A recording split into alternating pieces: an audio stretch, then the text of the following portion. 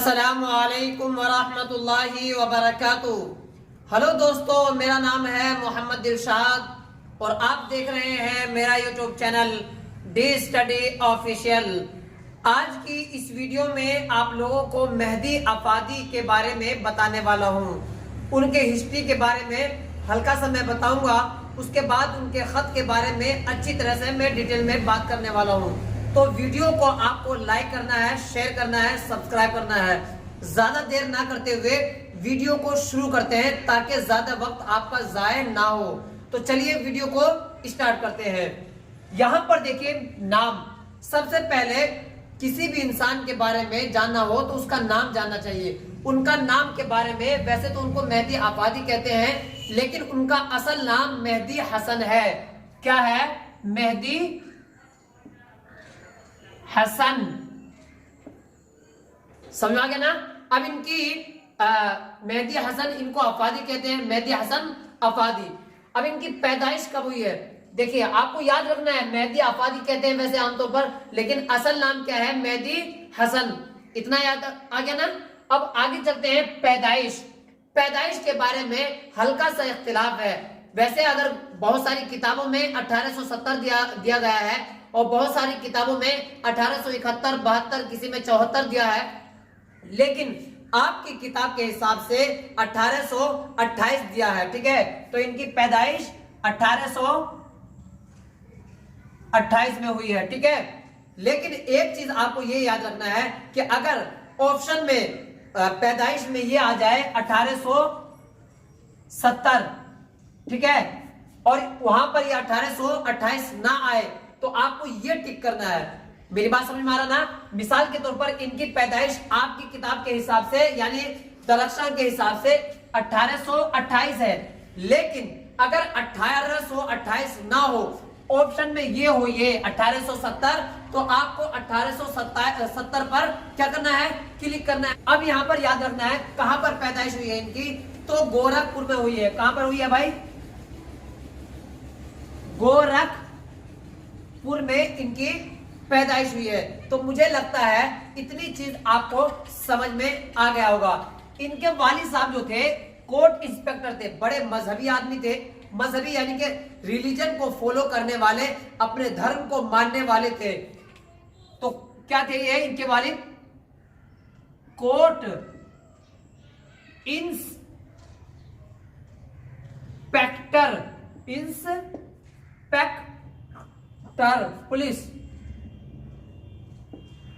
Court inspector police.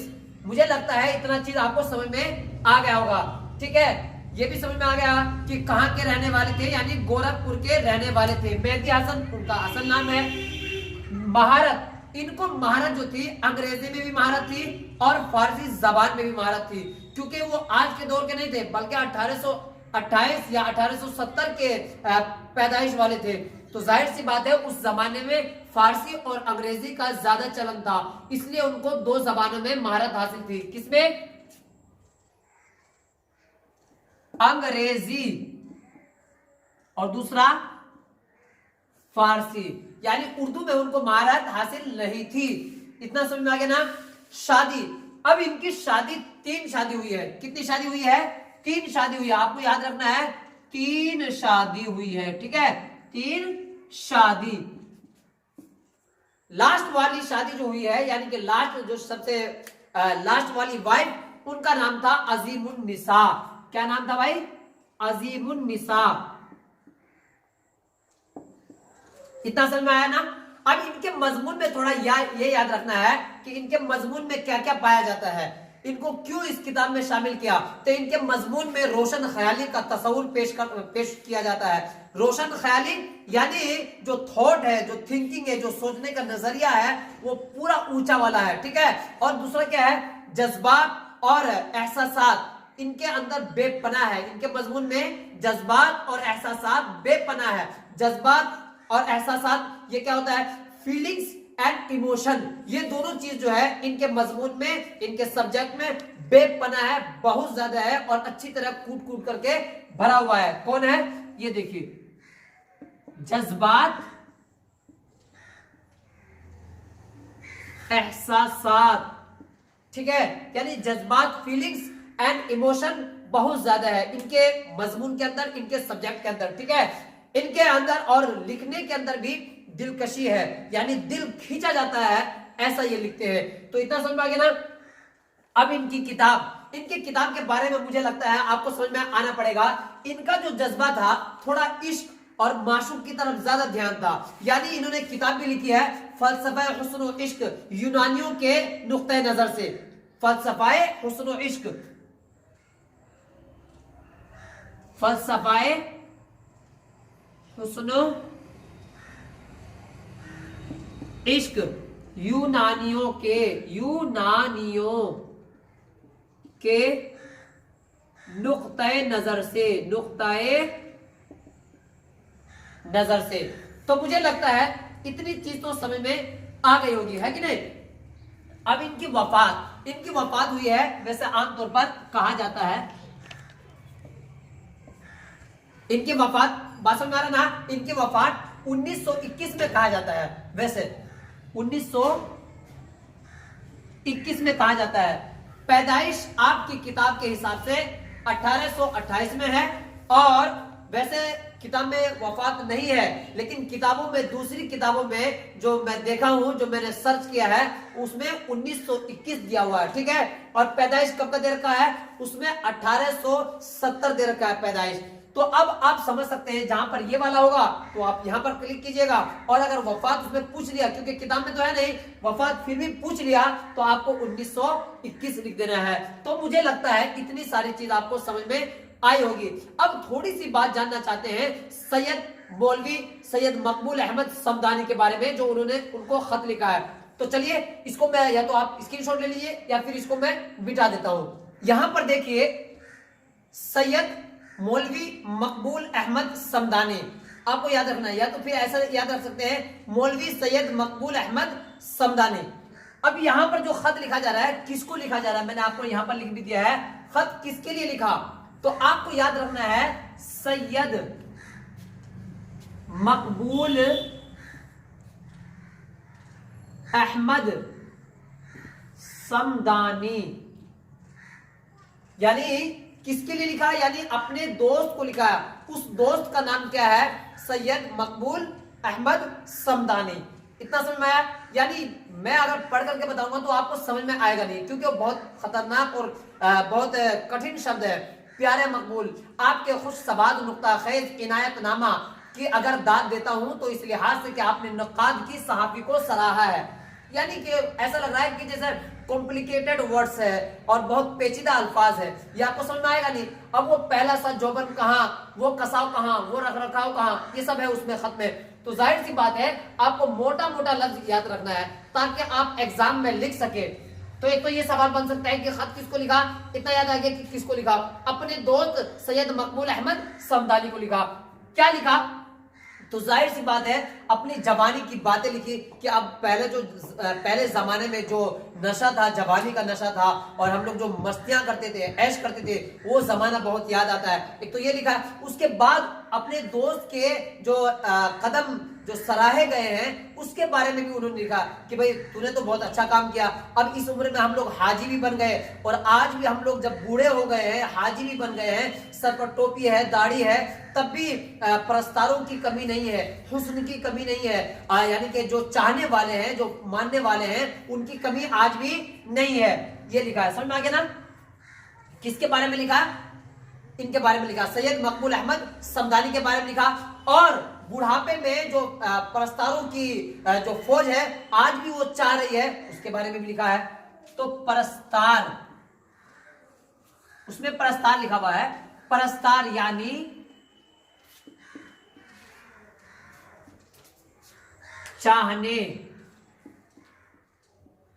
चाहने वालों के बारे में लिखा है, के बारे में लिखा है, ठीक है। इतना समय ये मोटी मोटी चीज बता रहा हूं ताकि आप एक लाइन को 50 लाइन बना सकते हैं इसके बारे में। अब यहां पर देखिए, उन्होंने अपने खत में बीवी का भी जिक्र किया है, और बीवी के बारे में क्या कहा है कि उन्होंने हुस्न और इश्क की फितना गरी सवार तो थी, यानी बीवी ने अपना दामे फरेब मेरे ऊपर जाल बिछा रखा था, दामे फरेब का मतलब होता है कि बीवी ने ही खुद मुझको क्या किया था, फंसाया था या अपने इश्क में मुब्तला किया था, जिसकी वजह से आज भी वो साये की तरह है। यानी जिनसे इन्होंने प्यार किया था या जिनसे इन्होंने मोहब्बत का इजहार किया था, जिनसे उल्फत किया था, वो इनके निकाह में अभी भी बाकी है, साये की तरह साथ है, यानी अभी भी उनके निकाह में बाकी है। तो इसमें किसका भी जिक्र किया है, बीवी का भी, ठीक है, साये की तरह मौजूद है।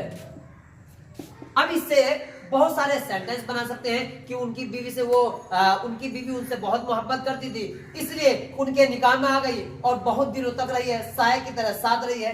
यानी इससे आप कई जुमले बना सकते हैं, कई सेंटेंस बना सकते हैं, कई लाइन बना सकते हैं आप। अब यहां पर देखिए, इन्होंने जो खत लिखा था, सैयद मकबूल अहमद समदानी को जो खत लिखा था, अब उसमें मुलाकात का इजहार भी किया था कि यार हम लोग दोस्त हैं, हम तो वैसी बातें कर रहे हैं, खत के जरिए बात कर रहे हैं, आधी मुलाकात तो हो गई है, लेकिन मैं चाहता हूं कि आप मेरे प्रस्ताव पर आए या मैं आपके प्रस्ताव पर जाऊं। प्रस्ताव का मतलब यहां पर हो रहा है घर, या तो आप मेरे घर पर आए तब अच्छी तरह मुलाकात होगी, या मैं आपके घर पर आऊंगा तो अच्छी तरह मुलाकात होगी। तो इसके बारे में भी मुलाकात का इजहार भी किया है, मुलाकात की ख्वाहिश भी किया है, और लास्ट में सलाम और दुआ कह दिया है। शुरू कहां से किया है, प्यारे मकबूल से, वहां उन्होंने शुरुआत किया है। तो मुझे लगता है मोटी मोटी बातें आपको इस खत के बारे में पता चल गया होगा। पूरी वो चीज मैं पढ़ूंगा जो कि बहुत कॉम्प्लिकेटेड है, आपको समझ में भी आएगा नहीं, तो जाहिर सी बात है, क्योंकि 10वीं का जो मेयार होता है वो ज्यादा ऊपर नहीं होता है, मैं अब पढ़ाने लग जाऊं तो जाहिर सी बात है वो आपको समझ में आएगा नहीं, आपको एग्जाम में वो चीज आएगा भी नहीं कि इस तरह लिखिए वैसे लिखिए। आपको मोटी मोटी बातें भी अगर लिख देंगे कि खत में क्या क्या लिखा हुआ है तो आपका काम बन जाएगा। तो मुझे लगता है इतनी सारी चीज आपको समझ में आ गई होगी। अभी भी कोई दिक्कत है, कमेंट खुला हुआ है, कमेंट में आप कमेंट कर सकते हैं और मुझसे पूछ सकते हैं 7291 72 इस नंबर पर आप कॉल करके भी पूछ सकते हैं कि हमें ये चीज समझ में नहीं आया, अगली वीडियो आप ही के लिए फिर बनाई जाएगी। तो इतना समझ में आ गया ना, चलिए अब सवाल हल करते हैं ताकि आपको अच्छी तरह कोई भी डाउट आपको ना आए। तो पहला सवाल हल करते हैं, मेहदी अफादी कब और कहां पैदा हुए? मैंने बताया आपको, फिर भी आप जान लीजिए। मेहदी अफादी 1828 गोरखपुर में पैदा हुए। सवाल नंबर 2, मेहदी अफादी ने कितनी शादियां की? मैंने बताया आपको 3 शादियां की है। सवाल नंबर 3, मेहदी अफादी को उर्दू के अलावा किन किन जबानों में महारत हासिल थी? तो मैंने आपको बताया फारसी और अंग्रेजी, ये मैंने आपको बता दिया, ये वही चीज है, लेकिन आप अगर वीडियो अच्छी तरह देख लिए होंगे तो आपको जरूरत भी नहीं है इस चीज की। मेहदी अफादी की बेगम का नाम क्या था और वो किस नाम से मशहूर थी? मेहदी की जो बीवी थी जिनका नाम था अजीमुन निसा, ठीक है ना, यहाँ पर भी क्या है, अजीमुन निसा ही है, ठीक है, जो बेगमे मेहदी के नाम से मशहूर हुई है। तो इतना चीज मुझे लगता है समझ में आ गया है। सवाल नंबर 5, मेहदी अफादी का असल नाम क्या था? वो भी मैं आपको बता दिया हूं, असल नाम था मेहदी हसन। मुख्तसर सवालात, मकतूब की तारीफ कीजिए। मकतूब निगारी अदब की एक नजरी सिन्फ है। खत एक जाती सरगर्मी है, खत के जरिए एक दूसरे से मुलाकात होती है, कलमी मुलाकात होती है और आधा मुलाकात खत के जरिए से ही हो जाती है। इतना चीज लिखेंगे काफी हो जाएगा, क्योंकि बहुत लंबा सब्जेक्ट नहीं मांगते हैं, वो देखना चाहते हैं कि आपका नजरिया क्या है, आपका लिखने का तरीका क्या है, सिर्फ इतना देख करके आपको नंबर देते हैं। सवाल नंबर 2, मेहदी अफादी के बारे में 5 जुमले लिखिए। उनकी पैदाइश लिख दीजिए, उनके पिताजी क्या काम करते थे वो लिख दीजिए, यानी पुलिस इंस्पेक्टर थे, कोर्ट पुलिस इंस्पेक्टर थे, कोर्ट इनके पिताजी। हाँ, तो इंशा पर्दाजों में ये मेहदी अफादी मुमताज मकाम के हामिल है। उन्होंने उर्दू नस्र को ज्यादा कुछ नहीं दिया, लेकिन वो जो भी दिया वो उर्दू नस्र में बहुत ज्यादा उन्होंने इजाफा किया। और ये भी लिख सकते हैं कि उन्होंने जो किताब लिखी है फलसफा हुस्न व इश्क, इन्होंने एक किताब लिखी है या मजमून लिखा है, आप ऐसे लिख सकते हैं। दूसरा ये सेंटेंस लिख सकते हैं कि इन्होंने हुस्न व इश्क के मामलात की तरफ इनका ज्यादा रुझान था, रागिब थे। इतना समझ में आ गया ना। चलिए सवाल नंबर 3, मेहदी अफादी ने अपने खत में किसको मुखातब किया है और क्या कहना चाहिए, क्या कहना चाहते हैं? तो मेहदी अफादी ने अपने इस खत में अपने दोस्त को खत लिखा है, मैंने आपको समझाया। इस खत में उन्होंने ये कहा कि इंसान अपनी उम्र के आखिरी हिस्से में लायक तहसीन होता है। जब उम्र के आखिरी हिस्से में जवानी की याद आती है, जबानी नहीं बल्कि जवानी की याद आती है, तो जबरदस्त चोट लगती है। इसी तरह की बातें उन्होंने खत में अपने दोस्त को लिखा है। बीवी के बारे में भी लिखा है, लंबा आप लिख सकते हैं, जो आपकी मर्जी है। दर्ज झैल मुहावरों के माना लिखिए। तो ज़ैर ज़बर माने होता है बर्बाद करना, ज़ैर ज़बर करना, बर्बाद करना, तहस नहस करना, खराब करना। आंख दिखाना माने होता है डराना, धमकाना। हथेली पर सरसों का जमाना, ये क्या होता है कि जो इम्पॉसिबल काम होता है उसको पॉसिबल करना, उसको मुमकिन करना, यानी नामुमकिन काम को मुमकिन करना। ये सेंटेंस बन गया। चलिए अब देखिए सवाल नंबर 5। दर्ज झैल अल्फाज के अजदाद, यानी जो ऑपोजिट है, पोजिट है एक ऑपोजिट है, तो इसका ऑपोजिट बनाना है, यानी जिद बनाना है। तो जिस्म है तो जिस्म का क्या बन जाएगा, रूह बन जाएगा। हक है तो बातिल बन जाएगा। गुर्बत है तो फक्र बन जाएगा, ठीक है। और दूसरा क्या है, नशेब है तो इसका फराज बन जाएगा। हुस्न है तो कुब्ह बन जाएगा। इसी तरह ईमान है तो कुफ्र बन जाएगा। तो मुझे लगता है इतना चीज आपको समझ में आ गया होगा, ठीक है।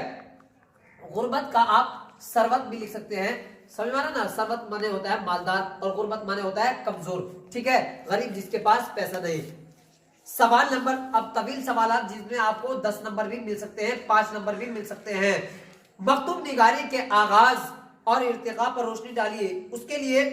इसके लिए मकतूबात शहबाज के तवील सवालात का जवाब आप देख सकते हैं, जो मैंने आपको समझाया था कि इन्होंने क्या क्या लिखा है, क्या होता है मकतूब निगारी, ये सब चीज मैं आपको बता चुका हूँ। कहां से शुरुआत हुआ था ये भी मैं बता दिया हूँ कि गालिब के जमाने से शुरुआत हुई है। उसके बाद इन्होंने भी खत लिखा है और खत में बहुत अच्छी अच्छी चीजें। सैयद करामत हुसैन हमदानी को जब उन्होंने खत लिखा था, किन्होंने, गालिब साहब ने, है कि नहीं। तो खत का दौर बहुत पहले से शुरुआत है।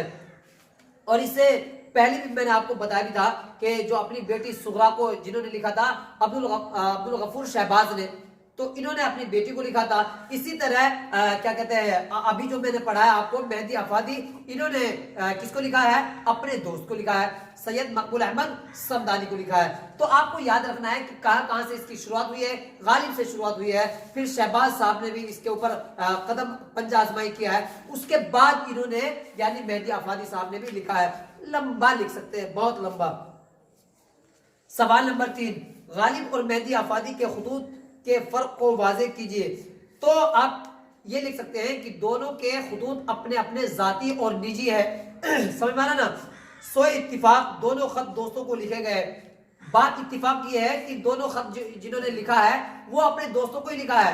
गालिब साहब ने भी अपने दोस्त को ही लिखा है, करामत साहब को, और इन्होंने मकबूल अहमद समदानी के नाम लिखा है। किन्होंने, मेहदी अफादी ने। तो दोनों ने खत को अपने ही दोस्तों के लिए लिखा है।